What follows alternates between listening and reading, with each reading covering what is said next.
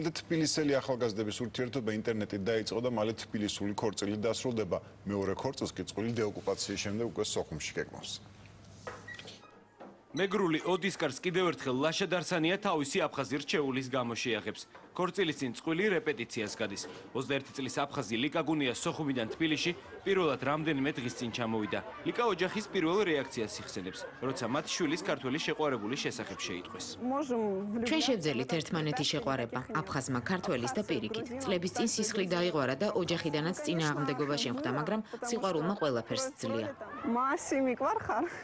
ქართულ აფხაზურმა წყვილმა ერთმანეთი რამდენიმე წლის წინ ინტერნეტით გაიცნო. შემდეგ ერთმანეთს პეტერბურგში შეხვდნენ. ლიკას მომავალი მეუღლე ლაშა დარსანი ამბობს, რომ მისი შეყვარებული ქართველების მხრიდან ასეთ თბილ და ემოციურ შეხვედრას არ ელოდა. უნდა რომ მეორე ქორწილი ლიკას სახლში სოხუმში აფხაზეთის დეოკუპაციის შემდეგ გადაიხადოს. შემიყვარდა და მიყვარს აფხაზი გოგო. კი გასაგებია ყველასთვის, რომ ჩვენ შუაში ჩვენ შორის იყოს სისხლისღვრა, მაგრამ ეს არ ნიშნავს, რომ დღეს ჩვენ ერთმანეთს ხელი რომ ვკრათ.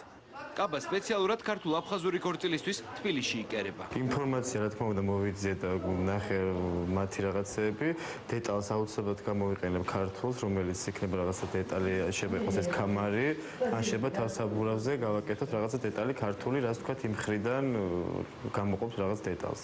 ქართულ აფხაზური წყვილის ქორწილი აფხაზეთობის დღესასწაულზე ეთნოგრაფიულ მუზეუმში გაიმართება.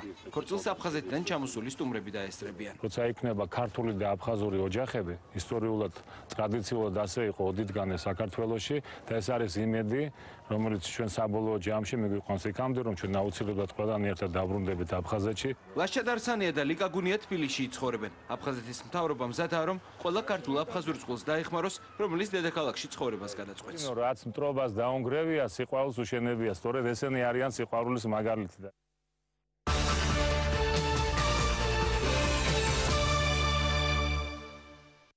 ეს მშრალი ხელა, ეს ისმელი, გამოცდილს